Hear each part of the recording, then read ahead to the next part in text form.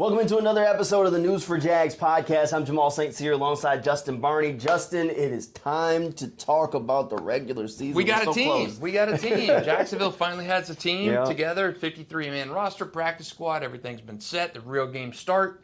I'm excited. I'm excited. We're almost there, and when we've talked about this team throughout training camp, and there were some I guess difficult decisions along the way. We did two 53-man roster predictions, and I'll just say he beat me. Beat me just barely. Look, when you sit down and do a 53, if you've never done one of these, it can be challenging because you're going through 90 players and you're trying to shrink it down to 53. Yep. And in the past, when we've done these, the numbers tend to get a little bit more inflated. I think the first go around, we both missed 10. The second go around, he missed 7, I missed 6. And I think those numbers in and of themselves are kind of lend to just how established the majority of this Jaguars roster is, where we were able to hit on the majority of the roster spots because there just weren't that many questions, and where there were, we kind of took a few swings in the dark. I think there were some surprises. I didn't have Elijah Cooks making it, even though I love him as a player. I just didn't think the numbers game was in his favor. But we both also thought Garrett Prince was going to be around here in Jacksonville, and the Jaguars opted to do something different. That one hurt. That one hurt for me. That was his guy. I was almost an extension of Garrett Prince's family during training camp. So I was surprised at Garrett Prince. It makes sense. I was very surprised that they kept 7 receivers. Yes. I'm a little surprised at that. I did not have them keeping 7. Actually, had them down to 5 on my last pick, my last my last roster. So they carried 6 last year, and Kendrick Pryor was never active for a game. Nope. And Tim Jones played very sparingly in terms of an offensive target. So I said, okay, I don't see them keeping more than. I thought 7 was extreme, and they did. And maybe they look at Elijah Cooks as a big body, similar enough to a tight end. You know, ultimately the edge between the two of us was probably my psychic abilities to tell you Ventrell Miller was going to be on the injured reserve. Called it. I was saying it for weeks. People were like, how'd you know that was going to happen? Look, I don't know. Every once in a while, you know, right? Had his little voodoo doll, and he was sticking him in the Achilles with the pen. If you want to read between the lines a little bit, and sometimes we do, if you want to read in that gray area, technically speaking, Doug Peterson didn't say he tore his Achilles. He said Ventrell Miller injured his Achilles and is going to be done for the season. Could he have sprained it? Sure. Yeah. Does that end your season? No. So you want to read between the lines a little bit? He injured it. He didn't tear it. It probably saved a guy like Shaq Quarterman a roster spot. And that was kind of an area you and I had conversations about during our last training camp practice at the field. And you had the suggestion of Jags were going to get rid of Ventrell Miller. He was not going to make the final roster, which he didn't. And he actually goes on IR with that Achilles injury, not a tear, not a rupture, anything like that. Just an injury. And to me, in both of my roster projections, I did not have Shaquille Quarterman making the roster. And Ventrell Miller was, for me, the guy that was the kind of the separator there. You're not going to be welcomed at Oakland this year. I know. It made sense to me that Ventrell Miller would make it and Shaq would not. But that injury, that was talked about early in camp, that people in the Jaguars media thought that Ventrell could start the year on injured reserve, the PUP list or something like that, because he had not been practicing with the foot. And it turned out to be almost prophetic that something like that did happen to Ventrell Miller. So he'll miss his rookie season. Disappointing because I think he gave a little something, but he's been banged up. And Shaq Quarterman makes it. To me, that was a little bit of a surprise, but the injury with Ventrell was really kind of the line of delineation between those two. So maybe if you could grade on a curve or something for me. But yeah, Shaq Quarterman makes it. That was a surprise to me going into those to that final preseason game. And Elijah Cooks, I think, was the surprise as well. All right, so as things shook out, I think we're definitely dealing with a few more things. I think we got to talk injury news today. Cooper Hodges put on injury reserve for the Jaguars, but more importantly, DaVon Hamilton.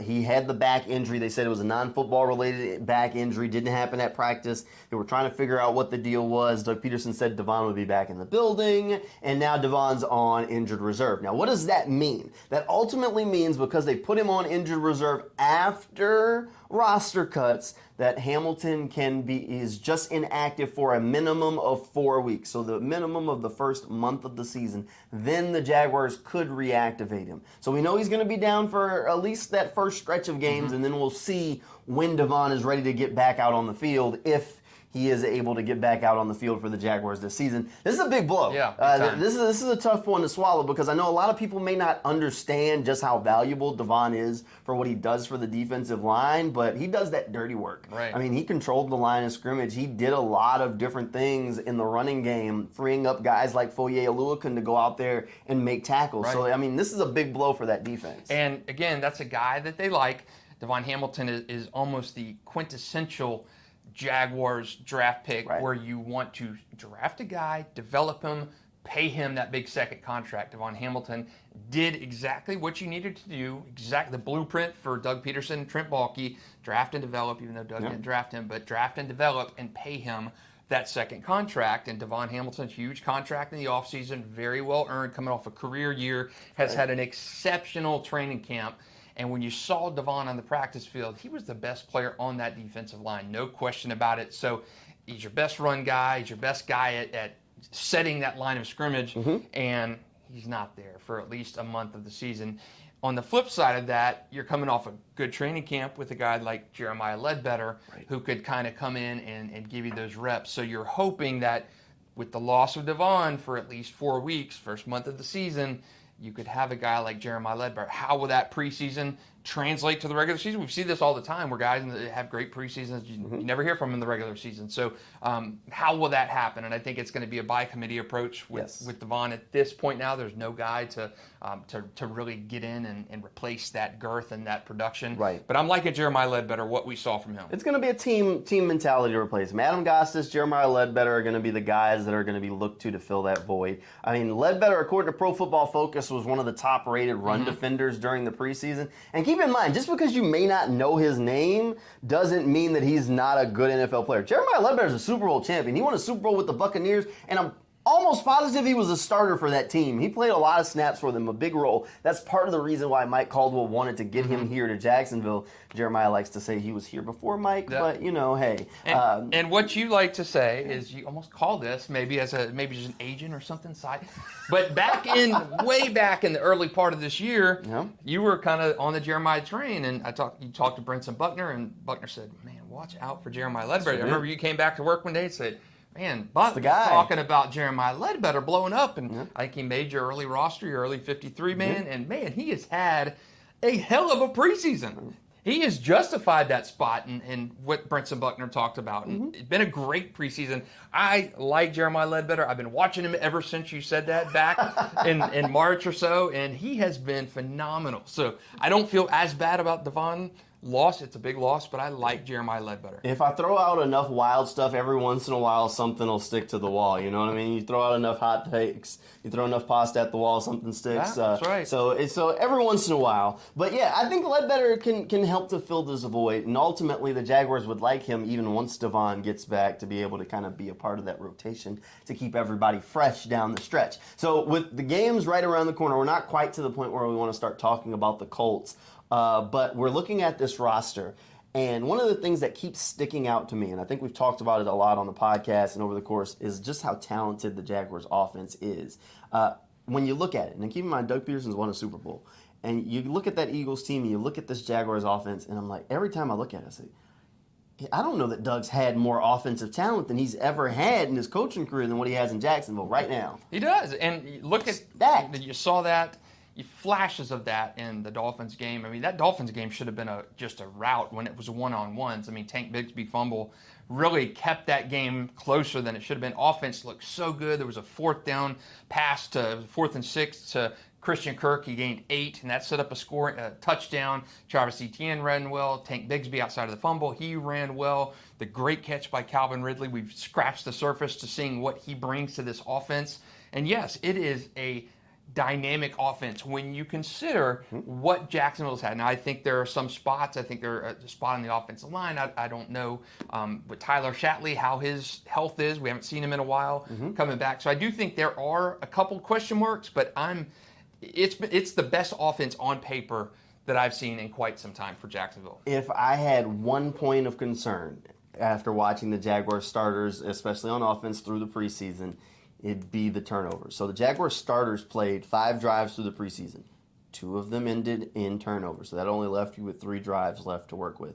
Not exactly the percentage that you want. Turnovers can definitely derail things, but take that with a grain of salt. Trevor Lawrence threw an interception in the first game on what he knows was a bad pass and a bad decision, and then Tank Bigsby fumbles the ball. Those are not 2 things that I think are going to be epidemics throughout the offense or are going to be themes, but that is something that you can kind of take with a grain of salt from the preseason. While there have been spectacular plays that we love to see, there were also those 2 things, and keep in mind that Jaguar starters only played 5 drives, so you ended nearly half of them with turnovers, right? And which is less than ideal. It's not ideal, but again, I think when you look at that, you look at the, Trevor and Doug both said, hey, ball slipped out of my hand. It wasn't a great throw. You wonder if he overthrew him or underthrew him. No, Trevor just said it was a bad throw on my part. The other one, the Tank Bigsby fumble, those things are going to happen. But again, you take 6 or 7 off the board right there by that fumble. So yes, there were little spots where you say, okay, you've got to do better than that. But 2 fumbles in 5 drives, not ideal. I do think that Trevor is different, and he looks different as a player. He's bigger, he's more confident. Some of the throws he's had, the rapport with Calvin Ridley is there already. And I think Trevor's growth, his maturity, his smarts and everything are going to make the difference this year. We're not going to see him throwing 4 interceptions in a game too many times, throwing end zone interceptions like he did in that London game last year. So I think the Trevor knowledge going in year 2 of Doug Peterson makes so much a big deal about year 2 in Doug Peterson's system. And I think Trevor, we're going to see that when that starts in Indianapolis week 1. So that week 1 game is going to be a big one. It's kind of a tone setter. The biggest question mark is also that's the beginning of year 2 for Travon Walker. Now, before we wrap up this podcast, because I don't want to get too much into the Colts because we can do that next week, I want to talk about this Jaguars pass rush because that is the spot that everybody's pinned a pin in, and they're like, oh, every edge that becomes available. Chris Jones, can a Bosa brother come to Jack? Look, I get it. All right, we got Travon Walker and Josh Allen. You got 2 guys that the Jaguars are going to have to put their faith into, and ultimately, the question that we're going to pose, at least right now, is if you have to pick one of those 2 that you think is not going to live up to expectations this year, because there are lofty expectations for both of them, who do you think that is? I'm going to say Travon. You think Travon doesn't live up to the expectations? I think Travon. Okay. I think with Josh Allen, his penetration last year, the amount of pressure he put on the quarterback, one of the best guys in the league at getting in that backfield. And at some point, this is year 5, he's going to start finishing those plays. It's a contract year for Josh. He's got help with Travon. When DaVon Hamilton gets back, I think that'll be nice for Josh. But I think Josh is highly motivated. And yes, we've seen the flickers and the flashes with Josh, but I think what we saw last year with him getting so close on so many occasions, the stats backed it up. He was disruptive, top 10 in the league at getting to the quarterback, but he just didn't finish. So you'll probably say Josh, but I'm going to take the Travon angle. I'm going to say Josh puts it all together this year and finishes a lot of those pressures that he had last year. He just did not finish those off. He had quarterback in the grasp, forced quarterback out of the pocket. So I'm going to say, if one of those 2, I'm going to say disappoints me, I'm going to say Travon, because I think he's going to be more of that natural guy, hand in the dirt kind of position. So I think Josh Allen finishes those plays this year that he didn't last year. This worked out perfectly. Didn't plan this, by the way, and you definitely ran my mind. I'm a Travon Walker believer. I think I'm more of a pass rush believer for Travon than the average person is. I seriously 100% think Travon Walker, if Travon doesn't get 10 sacks this season, I will be surprised. I think that much of him, I think there's going to be a difference in this year, too. I'm saying 10 sacks, double-digit sacks for Travon this year. Okay. If a guy disappoints me, I think it's Josh Allen. I just don't know if this is a guy that has it. You know what I mean? There are guys that have all the athletic ability in the world, but they just don't have that it. And Josh Allen appears to be that to me. We saw the flash as a rookie, and ever since then, everybody's been chasing that number. And at this point, it feels like Mount Everest. It's a spot that he can't get back to because at that time, he had a dominant guy on the other side of him. Calais Campbell was like unstoppable, and nobody was worried about him. So Josh was able to do what Josh does, but it just doesn't. He's not Batman. Right, it's like we talked about before, and I don't think he has that it factor that he needs, that ability to finish those plays, that aggressiveness that you need a defensive player to have. And I know he's in a contract year, and this is a big one for him. And the Jaguars have to figure out what they're going to do because, somebody's probably going to pay this guy. And I've said it before, and I'm going to say it right now. I don't think it would be in the best interest for the Jaguars to be that team because he's going to command a big contract just because the numbers are just good enough. He has enough athletic ability. He is a great guy off the field, great human being that teams are going to look at and say, I can get him to 13 sacks. Every defensive coordinator in the league is going to be like, that guy, give him here. I'm going to get him there. I don't know that someone can. There's some guys that have it, and it just never comes together. There's just that one missing piece. And I think he's that guy. And that makes sense. And in no way am I saying that I don't think Travon is going to justify. I do think Travon is going to eventually be a 10-sack-a-year guy. I don't know if it's this year. I do think 3.5 last year. I do think he goes up and he's 8-9 sack this year guy. I just think Josh Allen, yes, and I totally agree with what you're saying. Does he have it? Does he have that killer instinct, that bend the edge and finish the quarterback? And Josh is a nice guy. He's a nice guy. I don't want to say that about my defensive guy. like the Jaguars have some nice guys, but most of them you can see it. Roy Robertson Harris, one of the nicest guys in the Jaguars locker room. Great dude to talk to. But you can also see that little bit with him where you're like, I don't want to make him mad. It was like same thing with Calais Campbell. Nicest guy, Walter Payton Award winner. But you always kind of could see, I don't want to know what happens when he gets mad. And, Josh, I just don't see him with that, that switch, that flips where you're like, I don't know what happens if that guy, what I mean? And that's part of it. Like Travon, you can see it, you're like, I don't know, I don't want to be on his bad side. And that makes sense. Difference. I just think that Josh, he's the natural athlete. He gets the quarterback so well, and I'm banking on him finishing the plays that he left on the field last year. I mean, he's not a Caleb on Chason. He's not a guy like that who just still can't figure it out. Josh has got all the tools. He's got the moves. He's got the pressures. He just needs to finish that off. He's a fifth-year guy in the league. And I think Travon, I think Jacksonville could have Josh with 12 sacks this year, Travon with 9.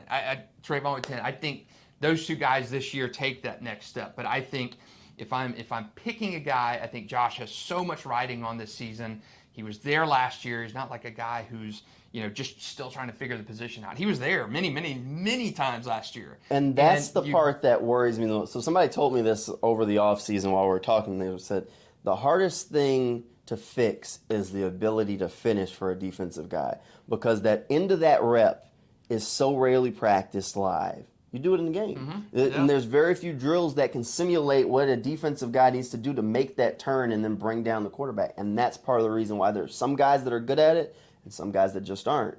And so for Josh to go from a guy who has not been good at that for a resume at this point of time to flip the switch and turn into a guy who can get past just being a pressure guy and being a guy who's going to finish, that's going to be difficult. And in order for it to happen, I think maybe a good push on the interior helps because then that changes the angle for him. But he just hasn't been able to be a guy, and that is a tough thing to fix. And I don't know if he can fix it. He's not a Caleb on. He's not. Oh no. He's not. He's never had it. I think Josh will get there this year eventually, and I think he's going to have such a good season. He's going to price himself way out of Jacksonville's price range. Travon is the future, and hopefully Cyr Abdullah is the future as well.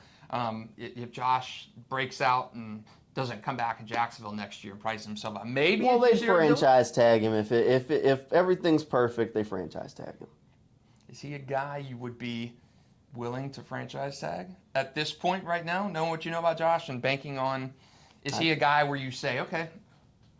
Would I? Yeah, would you? If you're Trent Baalke. If I'm Trent Baalke, the longest extent that Josh Allen would be in Jacksonville would be possibly one more franchise tag. What I would do, and this is me all thinking 10 steps ahead, this next offseason, I would bring in his replacement. I think Yasir's fine, and Yasir could possibly be his replacement, but I need to see him going into year 2, and I'd bring in another person to possibly take Yasir's role. I'd franchise tag Josh, tell Josh, look, you're going to be here one more year. We might trade you at the deadline if our young guys are hitting stride and ready to rock, but at the minimum, you're here. I'm not handing you that. I wouldn't hand him the long-term deal. I think he's a great person. There's no red flags off the field. Nice guy.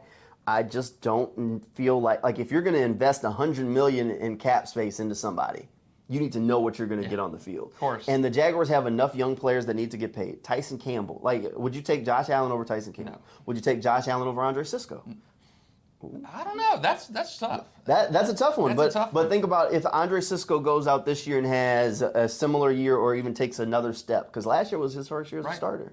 So, I mean. And Cisco will be cheaper. And Cisco's going to be significantly cheaper because safeties are devalued. So, I mean, if Josh is $100 million and Cisco's $40, which one you taking? Yeah, it's a no-brainer. So, you know what I mean? Devin Lloyd isn't that far down the pipeline. I know we're still real early on him, but there are enough guys on this team that are going to be up for extension soon. Keep in mind, Trevor's got to get paid. Travis Etienne, you want Travis Etienne? I know you got maybe his replacement in the building, but Travis at $30 million for over 3 or 4 years, or Josh Allen for $100 for 5. Yeah, like there are definitely questions. These are question marks that you got to have, and you want the real big one that really dollars and cents? Do you pay Calvin Ridley or do you pay Josh Allen? Who do you feel better about having long term? Yeah, probably Calvin. Depending on how that season unfolds with Trevor. So yeah, it's true. And that's the thing that you ultimately, when you have a young team with ascending talents, these are the questions you got to start asking. And I think it really boils down to, does the light switch go on for Josh? Sure. Is he a 15 sack a year guy after the season? But do you worry that it's a flash in the pan? It could be. Because that's the question. When you have an ascending team with players whose lights are coming on and they're just reaching their peak, and you know you have money down the way, you almost have to think about it like the NBA. One really bad contract derails that, and all of a sudden, this guy was the difference between you keeping a Tyson Campbell or keeping the band together. You know what I mean? So those pieces, every deal matters. Like, I'll be the first person to tell you the salary cap is a mythical number that doesn't necessarily exist, but it does exist at the same time in the sense of these dollars and cents are real, and the salary cap is a fixed number. There are ways to manipulate it, which is what makes it fictional, but it is still definitely difficult to maneuver around. So the Trent Baalke and the staff has to be wise with who they hand out big deals to. Yes, they do, so. And maybe the light switch comes on for Josh. I'm betting it does come on this year. I think this is the year, and I think optimistically they're going to have a difficult decision at the end. If he's a 12, 15 sack a year guy, do we pay him? We got Tyson Campbell coming up we got to pay too. Do you franchise a Tyson? I mean, so there are some questions. And Walker Little. Yeah, you're getting to the point in this, we're fast forwarding quite a bit, but you're looking down the line and you've got multiple guys, multiple starters on this team that are going to be A, in line for a franchise tag, B, in line for a significantly lucrative extension, Walker Little, and if he comes out and he's a blockbuster starter, and Tyson Campbell too. I mean, of those three, I think Tyson Campbell's the biggest one. You can't, and then Calvin Ridley as well. We're looking down the line kind of far, but at the same time we're not, because keep in mind, more than likely, Trevor's getting an extension next offseason. So all of a sudden you go from a quarterback on this cheap really deal to a mega deal. Yeah. Because that's when quarterbacks have been getting their deals done. If he goes out and has the season we're expecting, his agent's going to come calling. Hey, Trent, how are you doing? How's the family? By the way, we want our money. You know what I mean? So it's going to be interesting. It is a wild ride. Hopefully Josh has a great season and then this becomes a serious problem for the Jaguars, because a good season for him, a good season for Travon possibly means a trip to Vegas, which is what we're banking on, right? So look, we'll start talking about the Colts game in some future episodes of the News4JAGs podcast. That'll wrap us up for now. You can always find more stuff over on News4JAGs.com, and we'll see you next time.